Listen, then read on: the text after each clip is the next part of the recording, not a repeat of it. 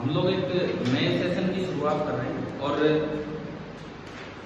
Exam की बजाय हमारा कोर्स दिमाग में रहे कि हम क्या पढ़ रहे हैं।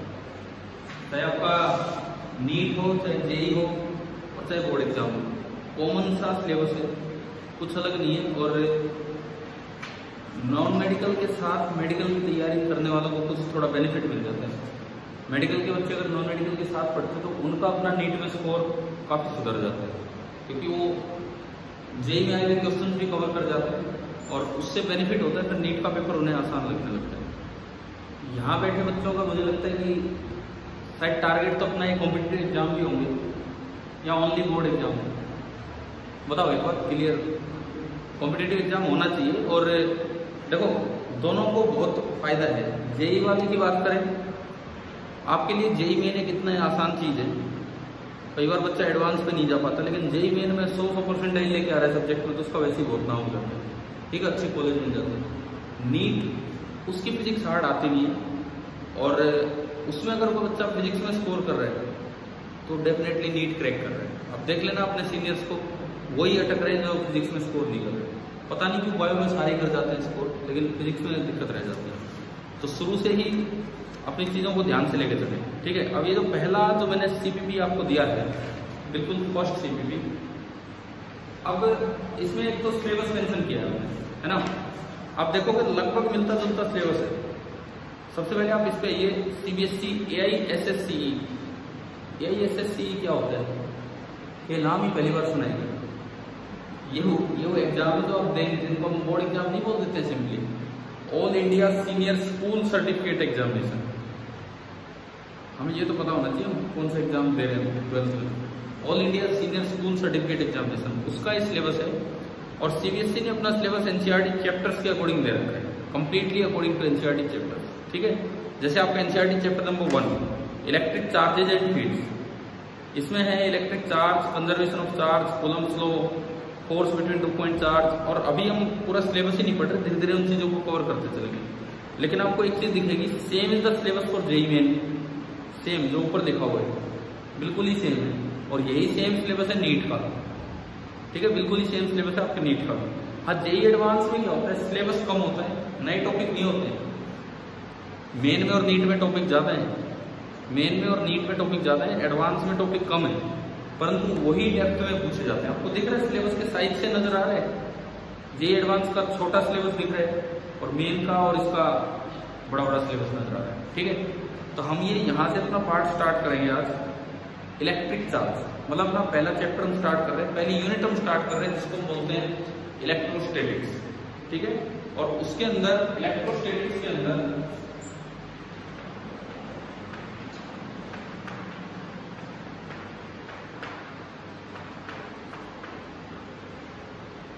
अच्छा क्या मतलब है इलेक्ट्रोस्टैटिक्स का सिंपली मीनिंग क्या है। Electro stands for charge particle, कोई भी चार्ज पार्टिकल।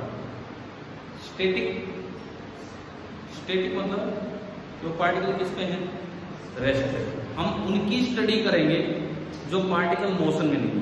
जो आपकी आगे एक यूनिट आनी है करंट इलेक्ट्रिसिटी, उसमें पार्टिकल किस में रहेंगे, मोशन में। उसमें लगातार पार्टिकल चलते रहेंगे, चार्ज पार्टिकल। लेकिन इलेक्ट्रोस्टैटिक का मतलब है कि चार्ज किस पे है, रेस्ट पे।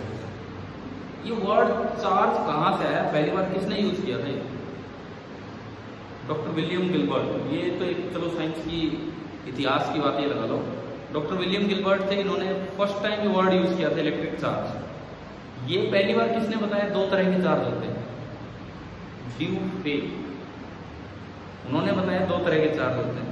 सबसे पहले चार्जेस को प्लस और माइनस साइन किसने दिए, बेंजामिन फ्रैंकलिन। ये तो नाम सुन रखा होगा, और तो सुने हो ना सुने, ये तो सुन ही रखा है। तो देखो इस तरह से चीजें आगे बढ़ी हैं।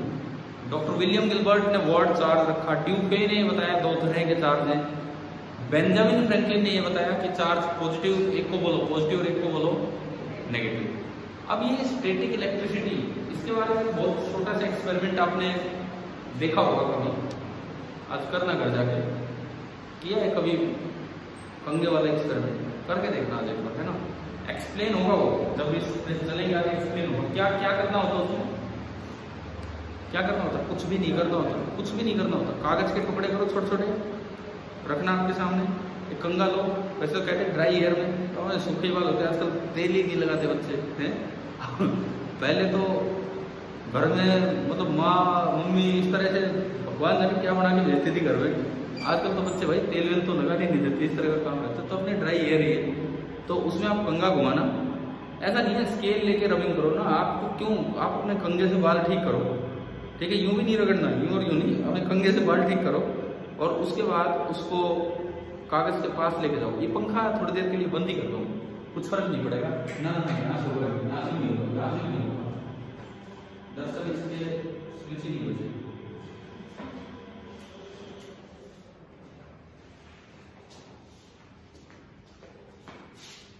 बाद में करते हैं, बाद में चलाते हैं, ठीक है। अभी देखो, जो आप सिंपल से एक्सपेरिमेंट करोगे ना, जैसे आप कंगे की चार्जिंग नहीं रबिंग करके लाओगे और उस कागज के टुकड़े के पास कंगे को ले जाओगे, तो कागज का टुकड़ा एकदम से कंगे की तरफ अट्रैक्ट होगा। इससे मतलब एक शुरुआत होती है कि कोई चार्ज जैसी चीज है, क्या है क्या नहीं है ये हम पढ़ेंगे आगे। अब क्या हुआ, जैसे अपने यहाँ DAV स्कूल होता था, अब तो बंद हो गया, आप में से कोई पढ़ा है उसमें? कौन सी क्लास में? अच्छा ठीक है, तो मतलब आपका बेस वहीं बना था, शुरुआत वहीं हुई थी, तो इस तरह से। तो DAV स्कूल के बाहर आजकल पार्क बना दिए हैं, देखे ना, वो कभी कोई घूमने गया उधर, तो एक दिन मैं भी बच्चों को घुमाने ले गया शाम को, तो बोले भाई पार्क में झूलेंगे। वो झूला है जिसपे बच्चे सीढ़ी पे चढ़ते हैं और फिर फिसल के आते हैं। अब मैं उसके साइड में खड़ा था, तो मेरी बेटी जैसे झूल के उस पर स्लिप तो होकर जा रही थी, उसने बीच में मेरे हाथ टच कर दिया, झटका लगा एकदम से, झटका, उसके भी मेरे भी। अब वो बोले फिर खड़े हो जाओ, फिर आ रही, फिर झटका लगा, फिर वो नहीं, वो लाइन लगी थी, बच्चे बोले नहीं खड़े रहो, अगला बच्चा आ रहा है, मेरे झटका लगा के जा रहे, भाई क्या हो रहा है। मैंने उन्हें बोल दिया कि यार आप चार्ज हो गए, भाई चार्ज हो गए। अब बच्चों को क्या पता चार्ज क्या है, उस झूले का नाम डाल दिया बच्चों, चार्ज वाला झूला है।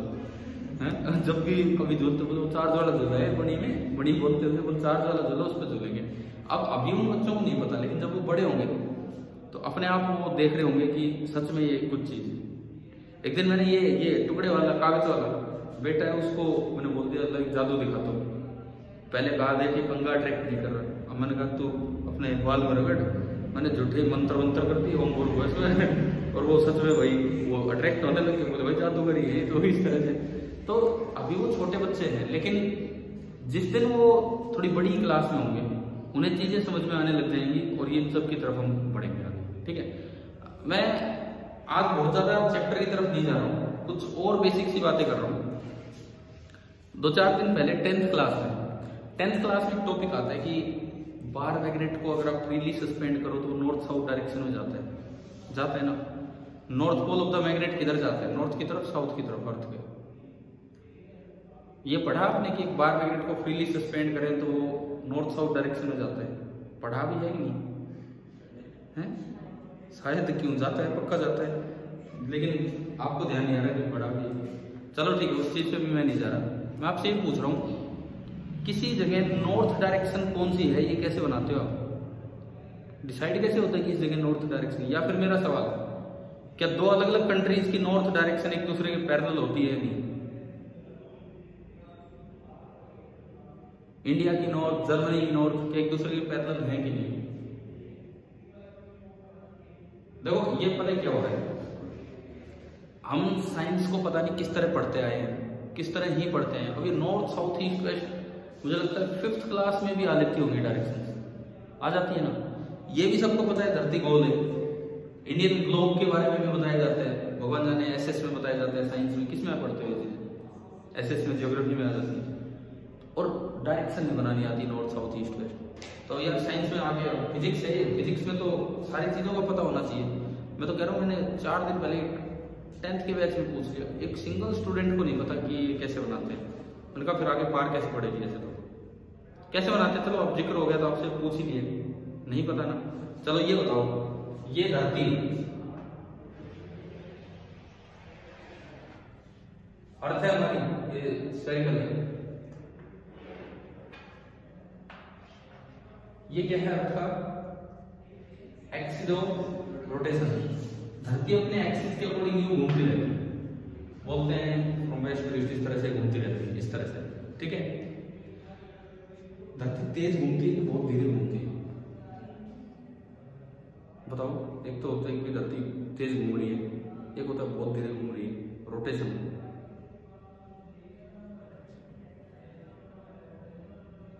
हमने 10वीं तक कोई थोड़ी बहुत अपनी बेसिक जानकारियां ली है साइंस की, ज्योग्राफी की। देखो आगे फिजिक्स को आप तो यार 12वीं के बच्चे हो, 11वीं के थोड़ी हो। मतलब मैं तो ऐसे शुरुआत कर रहा हूँ जैसे कोई +1 का नया स्टूडेंट आया हो, और वहां पे ऐसा है। ये इसलिए मैं कह रहा हूँ, ये थोड़ा सा अपना पढ़ने का तरीका इतना गलत हो गया है। हम न्यूमेरिकल उसको रट के जाने लग गए हैं, और उसके हिसाब से ना कुछ नहीं होने वाला फिर। देखो एक बात आप समझो, तैयारी ढंग से करो। अभी 1 साल है आपके पास पूरा, तैयारी बहुत ढंग से करो। सिलेक्शन होना उससे फर्क नहीं पड़ेगा। तैयारी ढंग से की, किसी का IIT JEE एग्जाम क्लियर हुआ, नीट हुआ, नहीं हुआ, कोई फर्क नहीं पड़ने वाला। आपने अगर तैयारी ढंग से की ना, आप फेल नहीं होगे। उस एग्जाम में हो सकता है फेल हो जाओ, जिस भी लाइन में जाओगे फेल नहीं होगे, बहुत ढंग से चीजों, क्योंकि कॉन्सेप्ट आपके क्लियर है। और अगर आप गलत तैयारी के साथ भी चले गए ना, बाई चांस तैयारी बहुत हल्की थी और आपका सिलेक्शन हो गया, तुक्के लग गए या कट ऑफ डाउन चले गया, कैसे भी, जैसे मान लो आपको IIT मिल गया या मेडिकल कॉलेज मिल गया, तो आप फंस जाओगे वहां जाके। आपने तैयारी तो की नहीं है और आप ऐसे ग्रुप में जाके बैठे, आप फंस जाओगे, आप वहां से पास आउट नहीं हो पाओगे जल्दी से।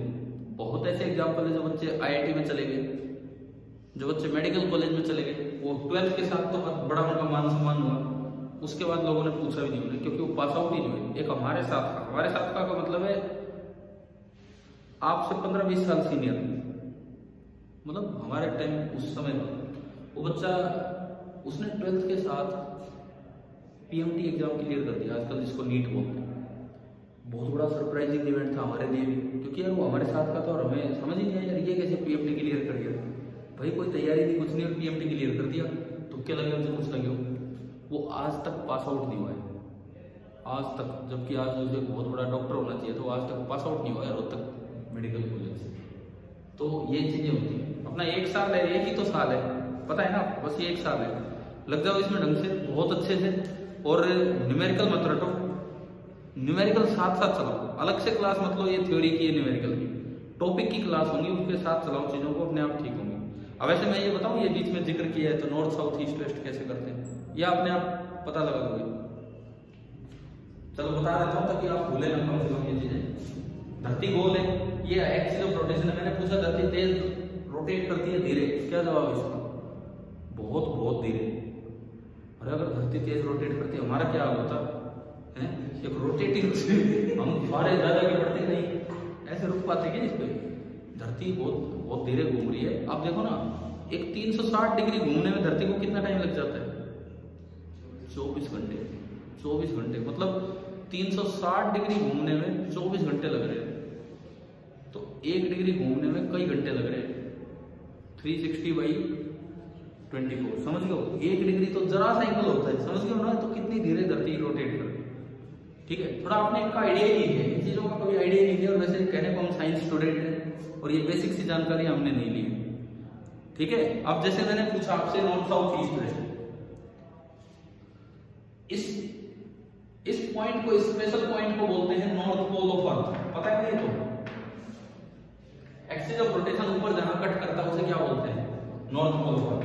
स्पेशल पॉइंट को क्या बोलते हैं? South pole of earth. ये तो क्लियर है। ये जो लार्जेस्ट सर्कल होता है अर्थ की सरफेस पे, इसके परपेंडिकुलर, उसे क्या नाम बोलते हैं? इक्वेटर। और भी कई सर्कल है लेकिन वो तो छोटे हैं। लार्जेस्ट सर्कल जो होता है उसे क्या बोलते हैं? इक्वेटर। इंडिया कहाँ है? नॉर्दर्न हेमिस्फीयर में कि साउदर्न हेमिस्फीयर में? नॉर्दर्न में। और ईस्टर्न हेमिस्फीयर में कि वेस्टर्न हेमिस्फीयर में? ईस्टर्न। नॉर्दर्न ईस्टर्न इधर है इंडिया। ठीक है, इंडिया का लॉन्गिट्यूड कितना है? ये वर्ड तो सुने होंगे छोटी क्लास में, लॉन्गिट्यूड लैटिट्यूड। इंडिया का लॉन्गिट्यूड कितना है? 80 डिग्री ईस्ट। इंडिया का लैटिट्यूड कितना है? वो डिपेंड करता है आप चेन्नई साइड हो कि ऊपर दिल्ली साइड आ गए हो, यूपी में चले गए हो। चेन्नई साइड वो होता है 13 डिग्री नॉर्थ, यूपी में चले जाओ नियरली 30 डिग्री नॉर्थ। तो एग्जैक्ट मुझे भी याद नहीं है, लेकिन फिर भी मैं कॉन्फिडेंटली बोल पा रहा हूँ। तो आपको थोड़ा सा, अब मैं ही बस ये वर्ड यूज कर रहा हूँ, मुझे लग रहा है। पहले बताओ कितने बच्चों ने वर्ड सुने लॉन्गिट्यूड लैटिट्यूड? ये तो पता ही नहीं होगा एंगल में भी होते हैं ये तो पता ही नहीं होगा एंगल में भी होता है। हमारे लिए तो लाइनें थी, बोले ये ऐसी लाइन वैसे है ना, लोकेशन होती है, लोकेशन होती है। तो चलो इंडिया ने बना दिया 80 डिग्री ईस्ट ईस्टर्न हेमिस्फीयर में एंड मान लो 30 डिग्री नॉर्थ नॉर्दर्न हेमिस्फीयर में ऊपर, ठीक है। ये है आपका इंडिया, यहाँ पे इंडिया है। अब मुझे बताओ इंडिया में नॉर्थ डायरेक्शन किधर है, कैसे बनाते हैं? ऊपर नॉर्थ डायरेक्शन पहली बात ऊपर होती कि नहीं होती? यहां पर है हम बनाते हैं ना बोर्ड पे सब। आपने कभी ये सुना है मकान जब बनाते हैं कोई नॉर्थ फेस्ड होता है, कोई साउथ फेस्ड होता है, कोई ईस्ट फेस्ड, बोलते हैं ना ऐसा। तो किसी का मकान नॉर्थ फेस्ड है तो उसका मुंह ऊपर खुलता है, सीढ़ी लगा के उतरते हैं रोज वो घर से। अरे नॉर्थ साउथ ईस्ट वेस्ट ऊपर नीचे तो होते ही नहीं है, ये तो हॉरिजॉन्टल डायरेक्शन है। नॉर्थ साउथ ईस्ट वेस्ट ये तो हॉरिजॉन्टल डायरेक्शंस होती है, आप ऊपर तो वर्टिकल पहुंचा रहे हो। इधर देखो ये सेंटर का अर्थ है, आप यहां से यहां आए, ये डायरेक्ट रेडियस ऑफ अर्थ है जिसको हम किससे डिनोट करते हैं? आर, जो नियरली 6400 किलोमीटर है, जो ग्रेविटेशन में पढ़ाए भी जाते हैं, है ना, ठीक है। अब ये सुने ग्रीनविच मेरिडियन, प्राइम मेरिडियन, छोड़ो फिर हम ज्योग्राफी में चलेंगे, मैं तो अपना इस पे आता हूँ नॉर्थ साउथ ईस्ट वेस्ट पे। अब इधर सुनो नॉर्थ डायरेक्शन क्या होती है? जिस भी जगह आप हो वहां से north pole of the earth को ज्वाइन कर दो थ्रू द शॉर्टेस्ट कर्व। वहां से north pole of the earth को ज्वाइन कर दो through the shortest curve. Shortest curve कौन सा बनेगा? ये बनेगा। देखो ये तो आप घूम के भी आ सकते हो और भी घूम के आ सकते हो, बिल्कुल नीचे से घूम के आ जाओ, वो तो सारे बड़े कर्व होंगे। शॉर्टेस्ट कर्व कौन सा होगा? डायरेक्टली। और इस शॉर्टेस्ट कर्व पे आप डाल दो टेंजेंट, समझ आया? जिस भी जगह आप खड़े हो, जिस भी जगह, वहां से north pole of the earth को ज्वाइन कर दो और जो भी शॉर्टेस्ट कर्व बने उस पे क्या डाल दो? टेंजेंट। वो दरअसल उस कंट्री में, उस लोकेशन में कौन सी डायरेक्शन है? North direction. अब साउथ तो बड़ा आसान है पता लगा, साउथ डायरेक्शन किधर होगी? नीचे। फिर वही नीचे, नीचे कैसे हो सकती है साउथ डायरेक्शन? बिल्कुल नॉर्थ के अपोजिट।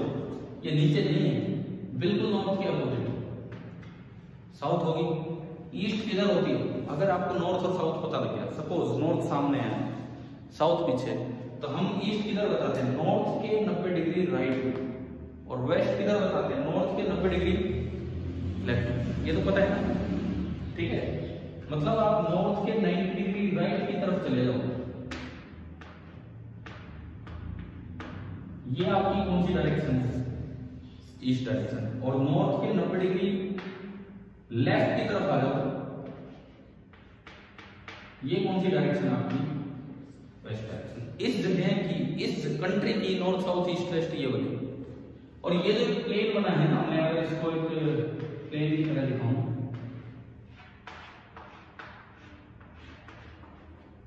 समझ आ रहा है? ये मैंने एक हल्का सा प्लेन बनाया है, ठीक है। ये हल्का सा प्लेन बनाया है, ये हॉरिजॉन्टल प्लेन है, vertical plane. This is the horizontal plane. ये इस जगह की 4 डायरेक्शंस का प्लेन है। यहाँ कोई इंसान खड़ा हुआ ना, वो ऐसे खड़ा होगा, ऐसे यूं सीधा। ये डायरेक्शन उसके लिए कौन सी डायरेक्शन है? Vertical direction. और ये प्लेन पूरा कौन सा प्लेन है? Horizontal plane. इसमें ये 4 डायरेक्शंस होती हैं। क्या ये बात समझ आ गई है?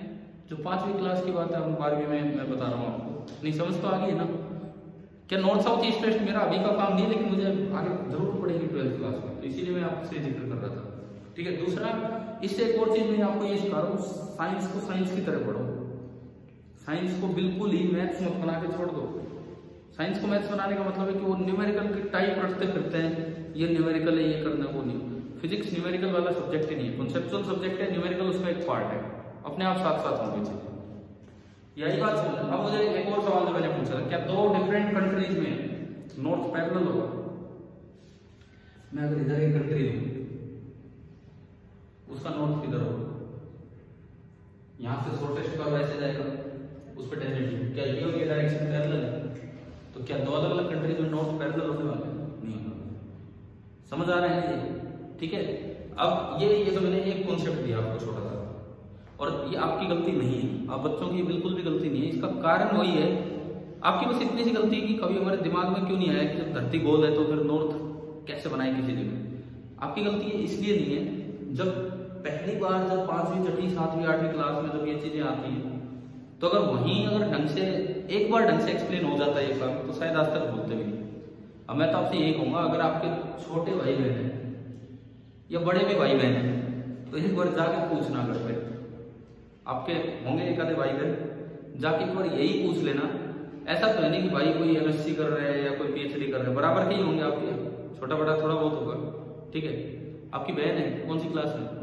10th में, 2 साल छोटी। आपका भाई 10th में, आपके 8th 7th, कोई बात नहीं, सब इसी रेंज में है, सब इसी रेंज में है। एक बार आज घर जाकर उनसे बस यही पूछ लेना, बड़ा है तो उससे समझना, उनको भाई एक बार नॉर्थ बता दे यार कैसे बनते हैं, है ना, और छोटा है तो उसको समझाना। आपको अपने आप आइडिया लग जाएगा कि पूरा आगे तक भी बच्चों को नहीं पता, हो सकता है ग्रेजुएशन में भी ना पता हो, क्योंकि इन चीजों पे ध्यान नहीं जा रहा है, ठीक है ना। तो इसमें ये वो बेसिक सी चीज है। अब जब आप मैग्नेटिज्म चैप्टर में जाओगे, वहां बताया जाएगा कि एक मैग्नेट को फ्रीली सस्पेंड करो, वो नॉर्थ साउथ डायरेक्शन में जाएगा। क्वेश्चन आ जाएगा, 4 धरती दिखा रखी हो गोल बना के, मैग्नेट सस्पेंड करके दिखा रखो, कभी ऐसे दिखा रखा है, कभी यूं दिखा रखा है, तो कई आधे बच्चे तो उसको टिक करेगा, हाँ बोले ये है नॉर्थ की तरफ, ये साउथ की तरफ। तो आपको अगर नॉर्थ साउथ का ही नहीं पता तो आप कैसे ये चीजें आइडेंटिफाई करेंगे? ठीक है, क्लियर है ये चीज। इसीलिए मैंने आपको सिलेबस पहले दिया है कि एक एक चीज, एक एक कॉन्सेप्ट वहां से क्लियर हो। दूसरी बात, हम 2 बुक्स फॉलो करेंगे, ओनली 2 बुक्स। इसके अलावा मैं गाइड ही नहीं करूंगा किसी तीसरी किताब के लिए, क्योंकि 2 से ज्यादा बुक हो भी नहीं पाएगी। सबसे पहली बहुत जरूरी किताब है NCERT टेक्स्ट बुक। आप वो पूरी ही नहीं कर पाते लास्ट तक में, क्योंकि वो बहुत मोटी है। देखिएगा NCERT है, इतनी सी किताब है, बच्चे ले लेकर बैठे रहते हैं, बड़ी बड़ी किताब है, वो इतनी सी किताब है और उसको पूरी नहीं कर पाते लास्ट तक भी। वर्ड टू वर्ड आपको एक एक बात उसकी पता ही नहीं होता है। आपको मैं एक बात बताऊं, अभी आप पढ़ते नहीं NCERT, जब कोई बच्चा IAS की तैयारी करने की सोचता है, मतलब जब वो अपनी 20s में जाता है, लगा लो अभी आप तो 20 साल के हुए नहीं, जब 20 से 25 की रेंज में जाते हैं बच्चे, तो सिविल की सोचते हैं UPSC, तब लेके बैठेंगे 6ठी से 12वीं की NCERT। अरे जब समय था तब क्यों नहीं पढ़ी NCERT? फिर अब उनको पढ़ना पड़ रहा है ये सब, वहां उन्हें नई नई बातें पता लगती रहती, फिर कि अरे यार इतनी बात थी NCERT में, तो यार उसको पढ़ो ना जब समय है। यहाँ भी आपकी गलती नहीं रहती। कारण क्या है, स्कूलों में NCERT को इतना महत्व देते ही नहीं है, बस कहते सब है, बोलो पेपर NCERT से आता है, यूं कहते रहे पेपर NCERT से आता है, लेकिन यूं कोई नहीं कर रहे हैं NCERT पढ़ो, लेकिन आपको पढ़नी है। दूसरी book HC Verma, concepts of physics bye HC Verma.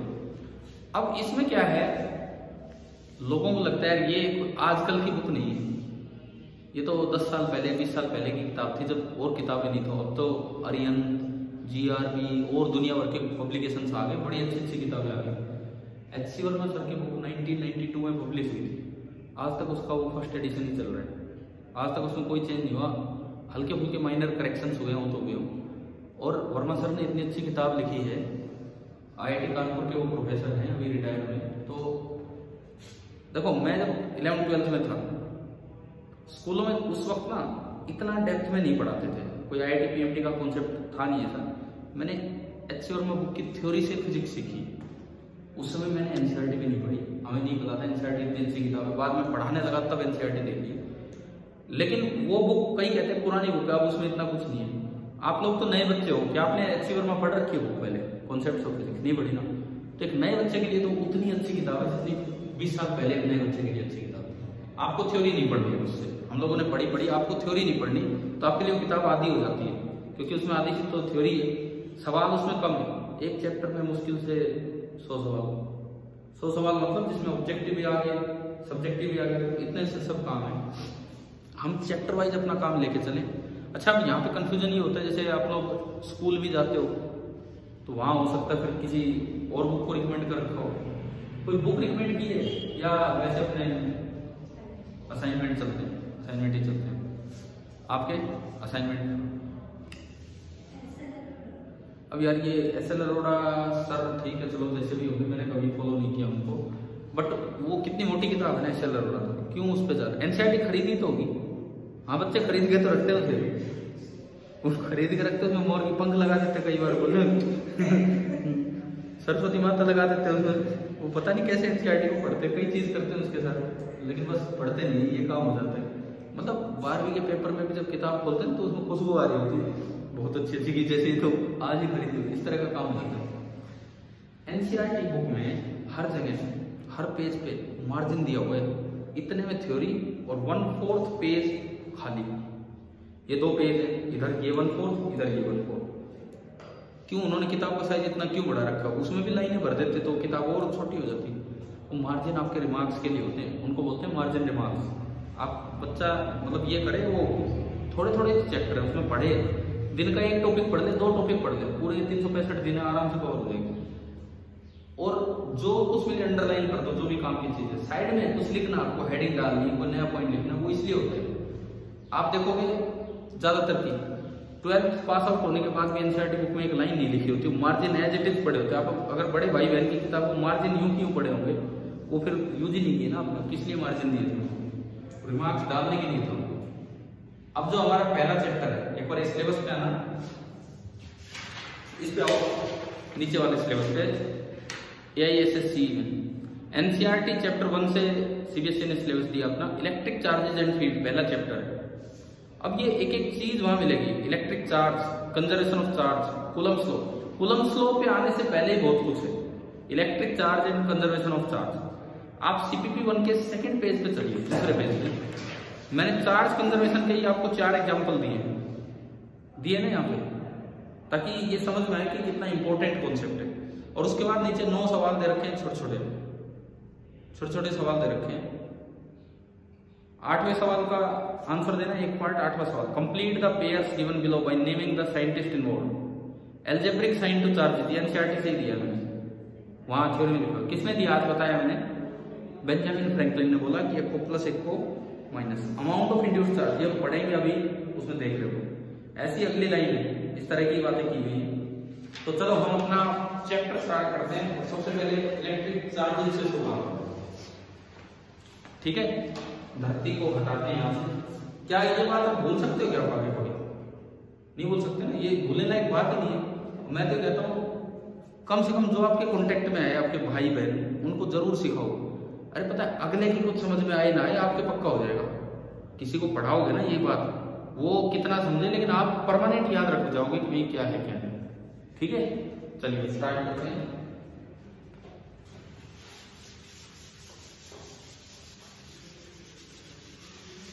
Charge क्या होता है?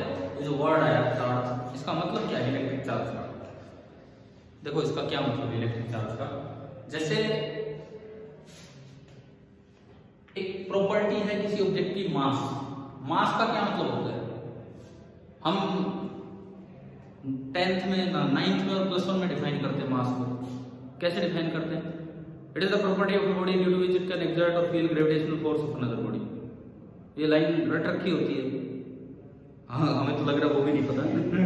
ये लाइन रट रखी होती है। मास एक बॉडी की ऐसी प्रॉपर्टी है जिसकी वजह से वो किसी दूसरी बॉडी पे ग्रेविटेशनल फोर्स लगा पाता है या ग्रेविटेशनल फोर्स को फील कर पाता है। ठीक है, ग्रेविटेशनल फोर्स जैसे धरती सन के चारों तरफ चक्कर काट रही है। क्यों चक्कर काट रही है? कौन सा फोर्स है जो सेंट्रिपिटल का काम कर रहा है? सन का ग्रेविटेशनल फोर्स। अगर सन और अर्थ के पास मास ना होता तो क्या धरती चक्कर काट पाती है? सर नहीं काट पाती। समझ गए? ये वाला जो फोर्स है कौन सा है? Gravitational force. क्या ये अट्रैक्टिव होता है कि रिपल्सिव भी हो सकता है? Attractive. It is always always attractive, ये रिपल्सिव नहीं होता है। ऐसी चार्ज क्या है? चार्ज क्या चीज है? कौन सी प्रॉपर्टी है? दुनिया में 4 ही तरह के फोर्सेस पाए गए। पढ़ा है कभी? +1 के starting chapter physical world and measurement में द फोर्सेस में ये चीज आती है। दुनिया में 4 ही तरह के फोर्सेस पाए गए। कौन कौन से? ग्रेविटेशनल, दूसरा इलेक्ट्रोमैग्नेटिक, तीसरा स्ट्रॉन्ग न्यूक्लियर एंड चौथा वीक न्यूक्लियर। 4 ही तरह के फोर्स है। स्ट्रॉन्ग न्यूक्लियर, वीक न्यूक्लियर क्या है? मॉडर्न फिजिक्स में चलेंगे वहां सीख रहे हो, अभी नहीं। अब मैं आऊं 2 ही फोर्सेस पे, एक ग्रेविटेशनल जो आप +1 में पढ़ के आए, और दूसरा कौन सा? Electromagnetic forces. कोई एग्जांपल इलेक्ट्रोमैग्नेटिक फोर्सेस का? Tension in a rope, friction. अरे फ्रिक्शन फोर्स ग्रेविटेशनल है कि इलेक्ट्रोमैग्नेटिक है? इलेक्ट्रोमैग्नेटिक। 2 चीजों के बीच में जो फ्रिक्शन लग रहा है, जब आप चलते हैं तो जो फ्रिक्शन लगता है, फ्रिक्शन हमें चलाता है कि फ्रिक्शन हमें रोकता है? नहीं बताओ एक बार। ये छोटी छोटी बातें मैं पूछ रहा हूँ, +1 से रिलेटेड है। फ्रिक्शन में चलाता है कि फ्रिक्शन में रोकता है? आपने प्लस वन में चलना सीखा है, वॉकिंग ऑफ ए मैन या इस तरह का कुछ, देखो ये बताया जाता है।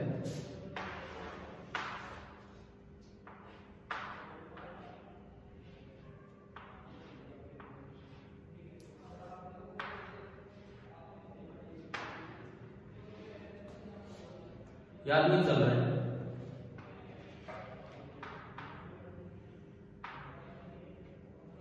ठीक है, याद नहीं चल रहा है नॉर्मली। जैसे मैं चलना स्टार्ट करता हूं, मेरे को धक्का मारता है कि पीछे से, भाई स्टार्ट हो जाए, तो कैसे कैसे चलता हूं, कैसे चलता हूं? जैसे मैं चलना स्टार्ट करता हूं, मैं ग्राउंड को पीछे प्रेस करता हूं कि आगे? जब मैं चलना स्टार्ट करता हूं, मैं ग्राउंड को पीछे प्रेस करता हूं कि आगे? पीछे, मतलब मैं स्टार्ट होता हूं ले भाई एक बार स्टार्ट हो जाते हैं, कैसे प्रेस कैसे करते हैं? कुछ नहीं करते हम सिंपली खड़े रहते हैं, बस हमें एक बार थोड़ा सा अपने पांव से पीछे की तरफ प्रेशर लगा देते हैं, ठीक है? उससे क्या होगा, आप ग्राउंड को पीछे प्रेस कर रहे हैं, this is your action force. Newton third law क्या कहता है? इतना ही आपको क्या लगेगा, अपोजिट डायरेक्शन में रिएक्शन फोर्स। इस कॉन्टैक्ट फोर्स के दो कंपोनेंट होते हैं, एक पैरेलल टू द सरफेस, एक perpendicular to the surface. Perpendicular to the surface को हम क्या बोलते हैं? Normal reaction. And parallel to the surface को हम क्या बोलते हैं? फ्रिक्शन। यही तो होता है फ्रिक्शन, और कुछ होता ही नहीं।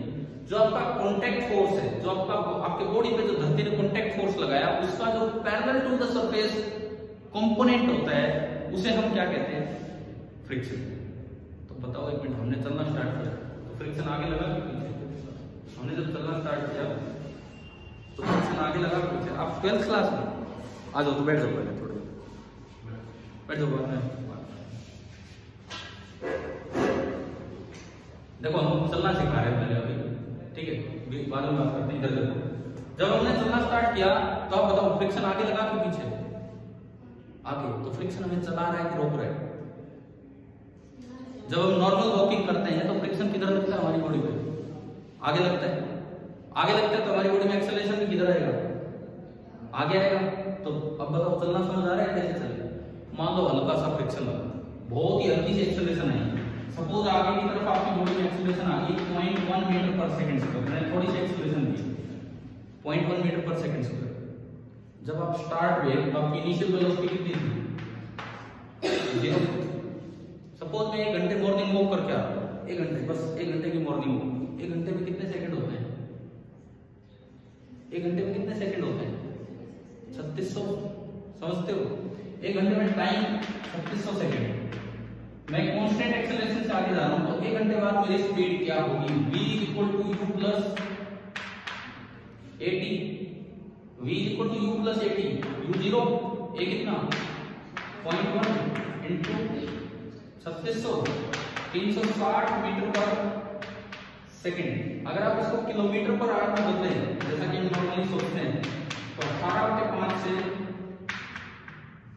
किलोमीटर पर आवर में तो 5/18 से मल्टीप्लाई करते रहेंगे ना, तो 18/5 से मल्टीप्लाई 5 7 35, 5 2 10, 18 से गुणा किया, बताओ फटाफट, 18 2 36, 3 18 7 18 7 126, 18 5 90, 18 6 107, 108, याद है कि नहीं ये चीजें? तो देखो 18 7 126 और ये कितना है? 3 129। यार ये तो कबड़ा हो गया, मतलब मैं तो 1 घंटे घूम के आया तो मेरी स्पीड कितनी होगी इतनी देर में? 1296 किलोमीटर पर आवर में, तो राजधानी एक्सप्रेस से तेज भाग रहा हूं। अगर ये फ्रिक्शन ऐसे ही लगा होता, इतना सा भी इसने एक्सेलरेशन दिया होता, तो मैं तो फिर 1 घंटे बाद किसी के काबू में नहीं आऊंगा, है? मैं 1296 किलोमीटर पर आवर से भाग रहा हूं, तो फ्रिक्शन किधर लगता है जब हम चलते हैं? जब आप स्टार्ट होते हैं ना, तब एक बार फ्रिक्शन किधर लगता है? आगे।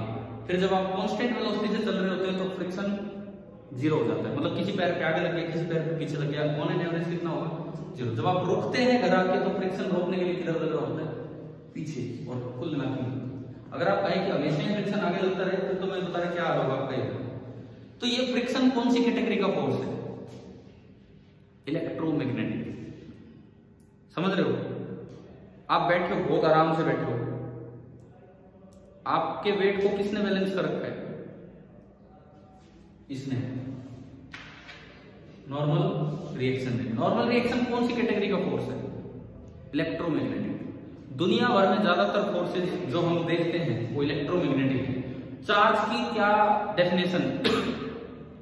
Charge is that basic property of a particle due to which it can exert और feel the electromagnetic force. Charge वो बेसिक प्रॉपर्टी है किसी पार्टिकल की जिसके कारण ये किसी दूसरे पार्टिकल पे इलेक्ट्रोमैग्नेटिक फोर्स लगा भी सकता है, किसी दूसरे के इलेक्ट्रोमैग्नेटिक फोर्स को फील भी कर सकता है। ऐसी चीज को क्या बोलते हैं? चार्ज। हमारी बॉडी में 3 बेसिक पार्टिकल होते हैं, इलेक्ट्रॉन, प्रोटॉन और न्यूट्रॉन। इनमें से चार्ज बॉडी कौन कौन सी, चार्ज पार्टिकल कौन कौन से? इलेक्ट्रॉन और प्रोटॉन। तो ये जो नॉर्मल रिएक्शन लगा, ये जो फ्रिक्शन लगा, ये जो रस्सी में टेंशन आई, क्या इनमें न्यूट्रॉन का कोई लेना देना है? नहीं। समझ लो, एक हाइपोथेटिकल सा सवाल है एचसी वर्मा क्वेश्चन बुक में, एक हाइपोथेटिकल सा सवाल है, अगर सारी की सारी बॉडीज न्यूट्रॉन से मिलकर बनी होती तो बताओ क्या कुर्सी पे बैठना पॉसिबल हो पाता? नहीं। क्यों?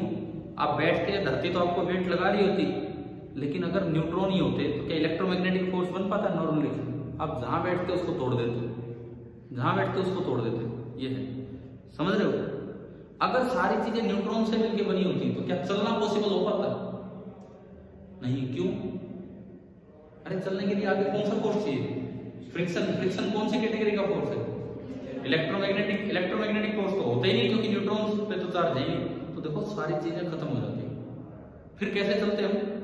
मान लो मैं इस कमरे में हूं और कोई फ्रिक्शन ही नहीं है, कोई न्यूट्रॉन जैसी चीज ही नहीं है, मतलब न्यूट्रॉन ही न्यूट्रॉन और कुछ नहीं, फिर मुझे इस रूम से बाहर निकलना होता तो मैं कैसे निकलता? सपोज गेट पीछे, सपोज गेट पीछे गई, मुझे बाहर निकलना होता, मैं कैसे निकलता? और क्या तरीका होता? देखो मेरे पास चौक है, ये हैंकी है, ये मैंने अपनी घड़ी खोल दी, ठीक है, मैं भाई इनको फेंक देता हूँ। अगर गेट इधर है मैं इनको उधर फेंक देता, भाई मोमेंटम कंजर्वेशन, कुछ चीजें उधर गई हैं तो मेरी बॉडी में कुछ वेलोसिटी इधर आती। अब भी मान लो मैं गेट तक नहीं पहुंचा, बेल्ट फेंक देता भाई कुछ मतलब जो भी है यू कर करके और कैसे न कैसे अपने गेट तक पहुंचता ही वहां तक। समझ गए ना ये क्या हो जाता? तो कितना जरूरी है ये चार्ज। तो स्टार्टिंग करें अपने चैप्टर की। पहली डेफिनेशन आप लिखिए, इलेक्ट्रिक चार्ज। कोई बात नहीं, आप ऐसे बैठ जाओगे, बात करने आए थे पर हम थोड़ी सी देर की बात है, 5 मिनट। इलेक्ट्रिक चार्ज, ये आपने फर्स्ट डेफिनेशन लिखी है किस यूनिट में? इलेक्ट्रोस्टैटिक्स में। पहली टर्म आपने लिखी इलेक्ट्रिक चार्ज। इलेक्ट्रिक चार्ज क्या होता है? लिखिए, it is the property of a body, it is the property of a body due to which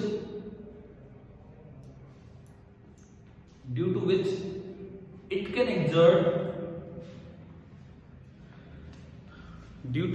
can exert or feel the electromagnetic force. It can exert or feel the electromagnetic force. देखो पता क्या होता है, बच्चा क्या गलती कर देता है इस चैप्टर की शुरुआत में? पहले या दूसरे दिन ही वो कूलम्ब्स लॉ पे पहुंच जाता है। पहले दिन कूलम्ब्स लॉ, इसका मतलब आप चैप्टर समझ ही नहीं रहे। आप तो वो एक न्यूमेरिकल पकड़ लिया आपने, भाई कूलम्ब्स लॉ से शुरुआत करूंगा। अरे पेपर तो जेईई का भी बड़ा कॉन्सेप्चुअल आ रहा है, पेपर तो नीट का भी बड़ा कॉन्सेप्चुअल आ रहा है। सारे न्यूमेरिकल नहीं आते उनमें, ऐसे थ्योरेटिकल क्वेश्चन भी बहुत आते हैं। कूलम्ब्स लॉ तक पहले पहुंचने के लिए चार्ज तो समझे क्या है, उसकी प्रॉपर्टीज तो समझे, तब जाके हम कूलम्ब्स लॉ पे जाएंगे। तो क्या सबसे पहली बात समझ आ गई है कि चार्ज होता क्या? ठीक है। अब charge as a physical quantity अगर कहीं है तो इसकी कोई यूनिट भी बनाई होगी किसी ने। जैसे मास की एसआई यूनिट क्या है? किलोग्राम। मास की एसआई यूनिट है किलोग्राम। लेंथ की एसआई यूनिट क्या है? किलोमीटर। ये भाई तगड़ा ही गड़बड़ हो रहा है तो मामला। मीटर। लेंथ की एसआई यूनिट मीटर। टाइम की एसआई यूनिट सेकेंड। पता है नहीं हमें?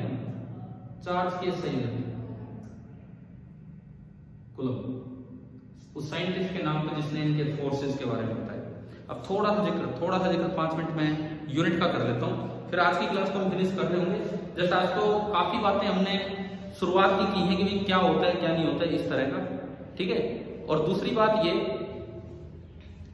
चैप्टर को ढंग से लेके चलना है।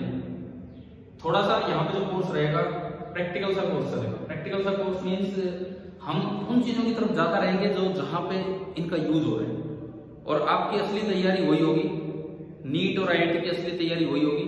आप फिजिक्स को फिजिक्स की तरह लेके चलना, बहुत अच्छी तैयारी होगी। ठीक है, अब बहुत भारी भरकम टफ क्वेश्चंस में चले गए, उससे तैयारी नहीं होने वाली। कारण क्या है, मान लो वही आते हैं 10% मुश्किल सवाल आते हो, अब उनकी तैयारी में लगे रहे और उन्हीं 10% को ढूंढ के वहां करने में लगे रहे, वो 90% तो आपका मिस ही हो गया। तो बहुत आसान पार्ट तो आप पढ़ के ही नहीं गए। किसी भी पेपर में टफनेस ज्यादा नहीं होती है। या आप IIT की बात करो चाहे नीट की बात करो, जो 12th लेवल पे जो पेपर है, टफनेस बहुत ज्यादा नहीं है। 10 से 15 से 20% चीजें होंगी जो बहुत टफ आ सकती हैं। 80% पार्ट बहुत ही नॉर्मल सा रहता है, तो हमारा फोकस उस पर होना चाहिए। 80% भी आप सही करिए तो आप इंडिया टॉपर बन के निकल सकते हैं। नीट में तो हालांकि आजकल फुल स्कोर होने लग गया है, और फिर भी हम किसी रेंज में तो पहुंचे जा रहे हैं। ठीक है, आज जितनी बातें बताइए कुछ समझ आया है थोड़ा बहुत?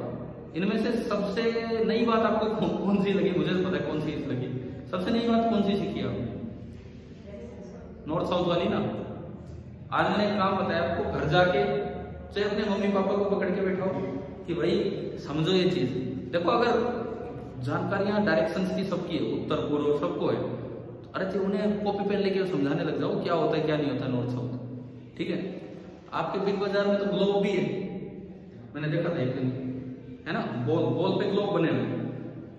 तो आप तो यार एक ग्लोब ले आना, ले आओगे, उस पर अपने आप एक एक्सिस, एक कोई वो होती थी पहले, सलाई बोलते थे, क्या बोलते थे, कोई एक पापा से मांग लेने की, एक बोल दे दो बस, और उसमें से कोई आर पार मत निकालो, 2 सुई यूं लगा देना, वो एक्सिस ऑफ रोटेशन बन गया।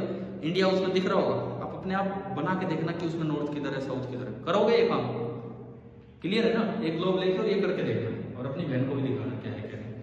अच्छा, अब हम आते हैं आज के फिनिशिंग पार्ट पे, यूनिट्स ऑफ चार्ज।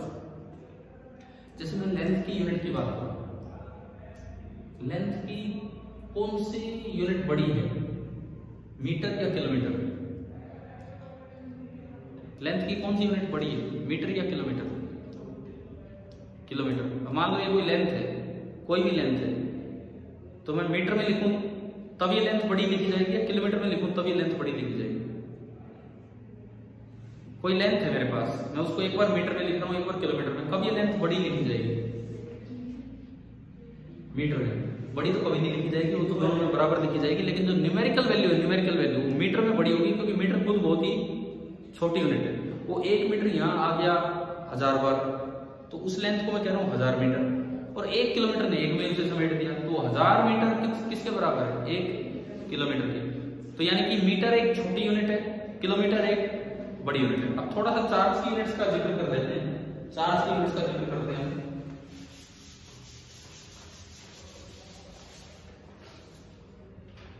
आपने जैसे मैंने धरती का रोटेशन का जिक्र किया, बहुत टाइम लग गया आपको ये बताने में कि धरती तेज रोटेट कर रही है कि धीरे रोटेट कर रही है। क्या हमने +1 में सर्कुलर मोशन पढ़ा है? क्या हमने +1 में ग्रेविटेशन पढ़ा है? उन दोनों में कई बार इस चीज का यूज होता है कि धरती का ओमेगा कितना है। बच्चों को ओमेगा याद रहता है, एक डिग्री के लिए यूं कहें 1 सेकंड में धरती कितना रेडियन टर्न करती है, ये भी याद रहता है, आपको याद होना चाहिए। कम से कम सभी तो कुछ बात होगी ना, आज जो पढ़ाया आप कितना उसके बारे में सोच के आ रहे हो, कितना एनालाइज करके आप आ रहे हो, ये सब ठीक है। और डेली लेक्चर रिकॉर्ड होगा, आपको मिल जाया करेगा, मैं तो यूट्यूब पे डाल देता हूँ। जस्ट इसलिए आपको अगर कभी टाइम हो देखना हो यार आज क्या था मैं भूल गया यार, क्योंकि आज लिखा बहुत कुछ नहीं है, तो आप एक बार अपना लेक्चर खुद रिवाइंड कर सकते हो। ये इन पे तो फास्ट करके भी चलाए जा सकते हैं, इस तरह से चलते हैं, तो आप तो बहुत जल्दी रिवाइंड कर सकते हो, आगे जाके देख सकते हो, कभी कोई क्लास में से उससे देख सकते हो क्या है क्या नहीं। ठीक है, तो अपने कोर्स को अच्छे से लेके चलना है पूरा। और यूनिट्स के साथ हम फिनिशिंग करेंगे। देखिए इधर यूनिट्स ऑफ चार्ज, ये हमारी आज की लास्ट हेडिंग है, सेकंड ही हेडिंग होगी शायद आपकी, है ना, एक इलेक्ट्रिक चार्ज डिजाइन की है। चार्ज की तो ऐसा यूनिट, आप देखो साइज याद करवाता हूं। चार्ज की ऐसा यूनिट क्या होती है? कूलम। कूलम लिखेंगे तो सी बड़ा लिखना है कि छोटा लिखना है? बड़ा। न्यूटन लिखा हमने 9th में 11th में यूनिट के तौर पे, कहीं फोर्स लिखा आपने 5 न्यूटन, पूरा न्यूटन लिखते हैं तो एन छोटा लिखते हैं कि एन बड़ा लिखते हैं? बताओ यार, पूरा मान लो मैं कहीं लिखूं कि ये फोर्स 5 न्यूटन है, तो मैं उसे ऐसे लिखूं या मैं उसे ऐसे लिखूं की फर्क पड़ता है? एक ही बात आपने देखा नीचे वाला। जब भी कोई यूनिट किसी साइंटिस्ट के नाम पे लिखी जाती है हमेशा वो स्मॉल लेटर से स्टार्ट होती है, हालांकि उसका सिंबल बड़ा हो सकता है। जैसे न्यूटन का अगर सिंबल लिखना हो तो वो क्या होता है लेकिन ये लिखना होता है। ऐसा ही कूलम के साथ है। तो जो इसकी एसआई यूनिट है, SI unit that is called 1 coulomb. अब पूरा लिखें तो स्मॉल लेटर, सिंबल लिखें तो कैपिटल लेटर। कई इसको सीबी लिख देते, पता नहीं ये कहां से सिंबल है सीबी। कई कूलम का सिंबल लिख देते हैं सीबी। मैंने एक बुक में देखा, एक बार तो एक कोचिंग इंस्टीट्यूट की शीट में देखा, एक बच्चे ने दिखाया था कोटा के कोचिंग इंस्टीट्यूट की शीट में कूलम को लिख रखा है सीबी। सीबी किसी कूलम का सिंबल नहीं है। आप क्या उसके साइन कर रहे हो क्या? सीबी ऐसे थोड़ी, सिंबल तो फिक्स है 1 coulomb. This is the SI unit of charge. Serious unit जो होती है वो इससे छोटी होती है, इससे काफी छोटी होती है। उस सीरियस यूनिट का नाम है 1 स्टैट कूलम। मैं सिंबल लिखता हूं 1 स्टैट कूलम या फिर 1 ईएसयू। ईएसयू ऑफ चार्ज का मतलब है इलेक्ट्रोस्टैटिक यूनिट। या फिर फ्रैंकलिन भाई साहब के नाम पे, हमारे भाई साहब थोड़ी, हमें तो दादाजी परदादाजी पता नहीं कितने बड़े हैं, तो 1 फ्रैंकलिन। ठीक है, एक कूलम बड़ा है कि एक स्टैट कूलम बड़ा है? यूनिट का साइज देख के बता दो। एक कूलम बड़ा है कि एक स्टैट कूलम? अरे एक कूलम बड़ा दिख रहा है कि एक स्टैट कूलम बड़ा दिख रहा है? एक कूलम बड़ा दिख रहा है ना। एक कूलम में कई स्टैट कूलम होते हैं। एक कूलम में 3 × 10⁹ स्टैट कूलम होते हैं, ये हमें याद रखना है। इस एसआई और सीजीएस में ये रिलेशन होता है। जैसे 1 मीटर में 100 सेंटीमीटर होते हैं, एसआई सीजीएस का ये रिलेशन लेंथ में। यहाँ ये एक और इससे बड़ी यूनिट, उसको बोलते हैं 1 ईएमयू ऑफ चार्ज। ईएमयू का मतलब होता है, क्या हुआ? 1 ESU इक्वल टू 1/3 × 10⁹ कूलम हो गई। साइंटिस्ट नहीं है ESU, कोई साइंटिस्ट नहीं है ये इन्हीं का नाम है। इसी को स्टैट कूलम भी बोल देते हैं, इसी को इलेक्ट्रोस्टैटिक यूनिट भी बोल देते हैं, इसी को फ्रैंकलिन भी बोलते हैं। फ्रैंकलिन कोई बात नहीं, फ्रैंकलिन किसका नाम है? अच्छा, फिर ये तो कूलम क्यों रखा?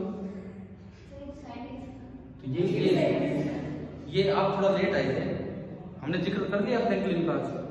पतंग वाला एक्सपेरिमेंट सुना है कभी? है बेंजामिन फ्रैंकलिन। अरे तो कभी तो साइंस पढ़ी होगी, कोई छोटी क्लास में आ जाते हैं भाई। ये तो जिन्होंने चार्ज के बारे में पहली बार बताया था वो थे फ्रैंकलिन। चलो कोई नहीं, ये भी एक साइंटिस्ट का नाम है, उनके सम्मान में ये यूनिट रखी हुई है। ठीक है, ठीक है। अब सुनो, एक ईएमयू इलेक्ट्रोमैग्नेटिक यूनिट, इसको एब्सोल्यूट कूलम भी बोल देते हैं, एब्सोल्यूट कूलम। ये एक और बड़ी यूनिट है जिसको बोलते हैं, एक कूलम में, एक एब्सोल्यूट कूलम में कितने कूलम हो? 10 कूलम। साइज बढ़ता जा रहा है। ये सबसे छोटी यूनिट, ये उससे बड़ी यूनिट, ये उससे बड़ी, और लार्जेस्ट यूनिट ऑफ चार्ज, बहुत ही बड़ी यूनिट ऑफ चार्ज, उसको बोलते हैं 1 फैराडे। माइकल फैराडे, नाम तो सुना ही होगा है। ये तो बहुत ही फेमस साइंटिस्ट है, जिनकी वजह से पंखे चल रहे हैं आज। नहीं चल रहे अभी तो कोई बात नहीं, जिनकी वजह से लाइट आ रही है आज, वो है माइकल फैराडे। वो माइकल फैराडे हैं जिन्होंने हमें जनरेटर और ईएमआई के बारे में बताया, जो 10th में पढ़ाया जाता था। बहुत ही तगड़े इनोवेटिव साइंटिस्ट थे माइकल फैराडे। इतने तगड़े साइंटिस्ट थे, उनकी कोई फॉर्मल एजुकेशन नहीं। आप हम 12वीं कर गए, उनकी तो कोई पढ़ाई नहीं है, लेकिन उन्होंने तो किताबें पढ़ पढ़ के, वो एक बुक शॉप में काम करते थे। बुक शॉप भी उनकी खुद की नहीं थी, उसमें काम करते थे, किताबें पकड़ाना, सिलना, गांठना, ये सब। लेकिन जो किताबें आती वो पहले पढ़ते थे, उन्हें नोट्स बनाते थे, इस तरह से वो बन गए। वो जब एक्सपेरिमेंट करते थे उनके पास इंसुलेटेड वायर भी नहीं थी, समझ रहे हो? करंट के एक्सपेरिमेंट करने के लिए उनके पास इंसुलेटेड वायर नहीं थी। उनके पास कैसी वायर थी? Naked wire. नेकेड वायर समझते हो ना, जिसके ऊपर प्लास्टिक कवरिंग नहीं है। ऐसी नंगी तारें थी जो सीधा करंट लगाती है। वो फिर किससे करते थे एक्सपेरिमेंट? कहते हैं वो अपनी वाइफ का पेटीकोट ले जाते थे, मतलब बोला जाता है अपनी वाइफ के पेटीकोट, कपड़े ये लेके जाते थे उनको कवर करने के लिए, ताकि करंट कम लगे। तब वो एक्सपेरिमेंट कर रहे होते थे। इस तरह के बहुत बड़े वैज्ञानिक वो हैं, तो उनके नाम भी फेराड दिए हैं। ये बात एक फेराड और यूनिट आएगी आगे, वो अलग है, ये नहीं। 1 फेराड का मतलब होता है 4 1 मोल ऑफ इलेक्ट्रॉन्स और प्रोटॉन्स। एक मोल का मतलब समझते हो 6.02 × 10⁻23 आइटम, इतने इलेक्ट्रॉन इतने प्रोटॉन पे जो चार्ज होता है उसको क्या बोला गया है 1 faraday. And this is nearly equal to 96,500 coulomb. सबसे बड़ी यूनिट चार्ज की है। सबसे छोटी यूनिट ये दिखा दी मैंने आपको। अब बताओ आपको क्या है 4 यूनिट याद हो जाएंगी? क्या है 4 यूनिट याद हो जाएंगी ना? क्लियर है? इनके अलावा प्रीफिक्स लगा के कोई भी यूनिट बनाई जा सकती है। जैसे कहीं लिखा हो, ये क्या है बताओ? माइक्रो का सिंबल तो म्यू होता है, म्यू। ये क्या है? मिली। अरे हमें क्या प्रीफिक्स ही याद नहीं है क्या? किलो का सिंबल होता है के। किलो मतलब 10⁻³ मिली मतलब 10⁻⁶। वो मेगा होता है यार, 10⁻⁻³ देखो मैंने आज कोई इलेक्ट्रोस्टैटिक्स नहीं पढ़ा है। इतनी बेसिक कमियां अपनी सामने आ रही हैं, आई है कि नहीं आप शुरू से बता दो। अभी तक बिल्कुल ही बेसिक जानकारियां। ये हो क्या रहा है? ये साइंस का कबाड़ा हो रहा है। आपका कबाड़ा तो हो ही रहा है, साइंस का भी कबाड़ा हो रहा है साथ में। मतलब ये नई जनरेशन जो है किस तरह से साइंस को लेकर सामने आ रही है। तो आप लोग अभी पूरा साल पढ़ा है, थोड़ा सा सुधार कीजिए। न्यूमेरिकल अपने आप होंगे साथ साथ, कोई दिक्कत ही नहीं होने वाली है ना। इधर सुनो, ये इसको बोलते हैं मिली कूलम। एक मिली कूलम का क्या मतलब है? 10⁻³ coulomb. This is also unit of charge. और ये किसकी यूनिट है?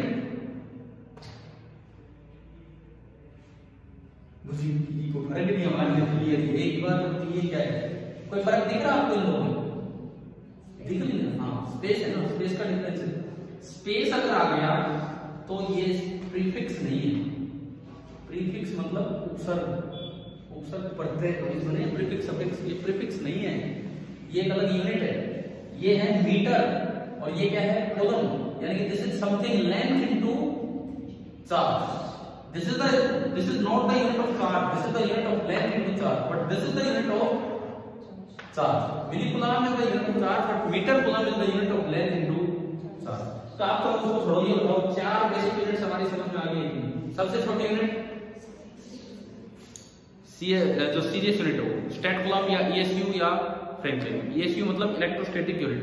उससे बड़ी कूलम, उससे बड़ी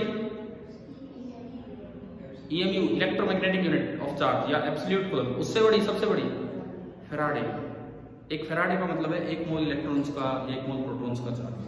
तो मैंने तो केवल आपको 4 चार्ज पे छोड़े, ये चार्ज हो जाएंगे। अच्छा, इसके बाद देखो ये जो सिलेबस है, सिलेबस छोड़ो, दूसरे पेज पे आपको मैं देता हूँ, अभी देता हूँ एक क्लास। चार्ज कंजर्वेशन हम कल की क्लास में जिक्र करेंगे। कल ये लेके आओगे सभी बच्चे साथ, कंजर्वेशन ऑफ चार्ज कल पढ़ेंगे। और इसमें ना ये जो 9 सवाल है, आपके पास अपनी एनसीईआरटी बुक है, खरीद ली होगी, खरीद लो तो जल्दी ही खरीद लो। कोशिश करना इन 9 के क्या जवाब है, कहीं हमें मिलते हैं या नहीं।